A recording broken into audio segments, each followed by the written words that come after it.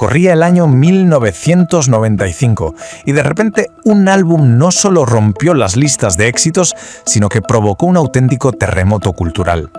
Hoy vamos a desgranar Jagged Little Pill de Alanis Morissette, esa hora que se convirtió en la voz de toda una generación.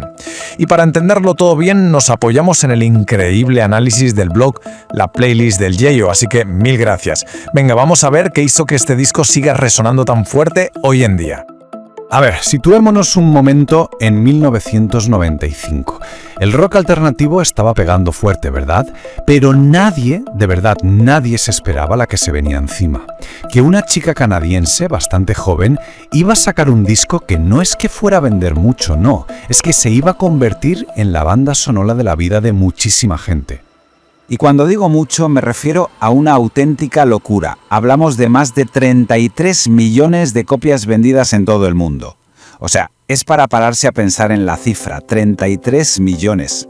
Esto lo metió de cabeza, pero de cabeza, en la lista de los álbumes más vendidos de la historia. Un bombazo comercial que no se había visto antes para un artista de rock como ella.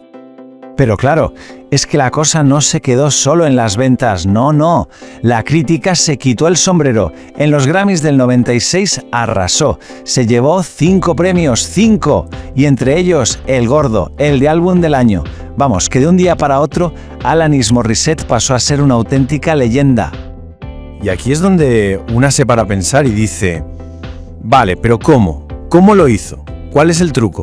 O sea, ¿cómo un artista que fuera de Canadá apenas conocía a nadie y que venía de hacer dance pop, de repente crea esto? Una obra que le llega a la gente a un nivel tan de las entrañas. Pues mirad, no fue casualidad, para nada. Fue, como se suele decir, una tormenta perfecta. Una mezcla de cambio personal, de talento puro y duro, y un proceso para crear el disco que fue sencillamente único. Es que para entender el bombazo que fue, primero hay que entender el cambio que pegó ella. Alanis no apareció de la nada, ¿eh? Ya tenía su carrerilla en Canadá, pero como estrella de dance pop. O sea, nada que ver. Y de repente, ¡fas! Da un giro de 180 grados y se pasa a un rock súper crudo, súper personal, lleno de guitarras. Dejó a todo el mundo con la boca abierta. Y esa chispa, ese algo que lo cambió todo, fue su encuentro con el productor Glen Ballard. Lo que hicieron juntos fue casi magia. Se metían en el estudio y las canciones salían solas, en sesiones de 15 o 20 minutos. Imaginaos, capturaban la emoción del momento sin pensarla demasiado.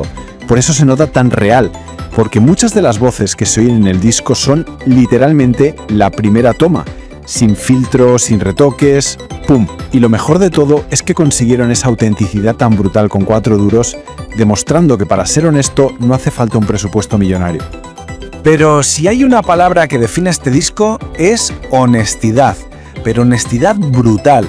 El álbum es un viaje directo a las emociones, a todas. Pasas de la rabia más pura a la calma total, y todo sin pedir permiso ni perdón. Y el ejemplo más claro, el que todos conocemos, es Yu Otano. Con esa frase, ¿y piensas en mí cuando te acuestas con ella? ¡Boom! Eso en la radio comercial de la época rompió todos los esquemas. Era un grito de rabia, de celos, de traición. Vamos, todo lo que muchísima gente sentía por dentro, pero que nadie se había atrevido a cantar así, tan a las claras. Se convirtió en un himno al momento, claro. Y ojo al dato, que esto es la guinda del pastel. Esa línea de bajo tan increíble, tan reconocible, ¿sabéis qué la tocó? Pues nada más y nada menos que Flea, de los Red Hot Chili Peppers. Pura genialidad, vamos. Pero cuidado, que el disco no era solo mala leche, para nada. Luego te encontrabas con temas como Hand in My Pocket y el rollo cambiaba por completo. Esa letra que dice, estoy sin blanca pero soy feliz, soy pobre pero soy amable. Es un canto a las contradicciones de la vida, ¿no? A aceptar que no todo es perfecto y a estar bien con ello. La otra cara de la moneda del disco, totalmente. Y claro, no podemos olvidarnos de Ironic, seguramente la más famosa de todas. Fue un exitazo tremendo que además tuvo su cosa curiosa. Se montó un debate cultural masivo sobre si lo que contaba en la canción era de verdad ironía o simple mala suerte. El famoso debate de la lluvia el día de tu boda, ¿no? Daba igual, la verdad, la canción ya se había metido en la cabeza de todo el mundo y era historia. Entonces, la pregunta del millón es, ¿por qué?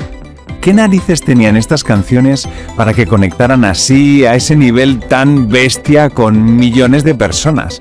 Y sobre todo, ¿por qué con tantas mujeres jóvenes de todo el planeta? Pues la palabra clave es una catarsis. Este disco fue como una válvula de escape para muchísima gente. Era como si, de repente, alguien estuviera diciendo en voz alta todo lo que sentías por dentro, pero no sabías cómo expresar.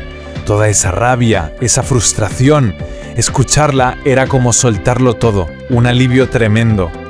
Esa conexión tan fuerte vino por varias cosas. Primero, la honestidad que era total. De repente, sentimientos como la ira, sobre todo en las mujeres que siempre estaban como mal vistos, pues se validaban. Una mujer en la radio, en la MTV, podía estar enfadada y gritarlo a los cuatro vientos. Alanis le dio la vuelta a ese papel y su música se convirtió en algo compartido, como un lugar seguro para millones de personas. Y claro, el impacto de Jagged Little Pill no fue una moda de los 90. ¿Qué va? Su legado ha dejado una marca profundísima que llega hasta hoy. Si lo vemos en perspectiva, el viaje es alucinante. El disco explota en el 95, se corona en los Grammys del 96 y hoy, fíjate, casi 30 años después, sigue siendo súper relevante, es una referencia cultural de primer nivel. Y este es quizás el legado más importante de todos. Alanis Morissette demostró que ser vulnerable, ser brutalmente honesto en la música, no solo se podía hacer, sino que la gente lo estaba pidiendo a gritos. Le abrió la puerta a un montón de artistas que vinieron después, que se atrevieron a ser ellos mismos y a enseñar sus cicatrices. Al final, todo esto nos deja con una reflexión en el aire, ¿no? ¿Qué hace que una obra de arte, un disco en este caso, se convierta en la voz de toda una generación? ¿Es la pura honestidad? ¿Llegar en el momento justo? ¿O es una mezcla de todo? Lo que está claro es que el caso de Jagged Little Pill nos enseña que cuando el arte consigue capturar lo que siente un montón de gente a la vez, se convierte en algo eterno. Y con esa idea nos quedamos. Cerramos aquí este análisis que, recordamos, ha sido posible gracias al currazo del blog La Playlist del Yeyo. De verdad merece mucho la pena pasarse por su web para encontrar más contenido musical que es una pasada. Nos vemos en la próxima.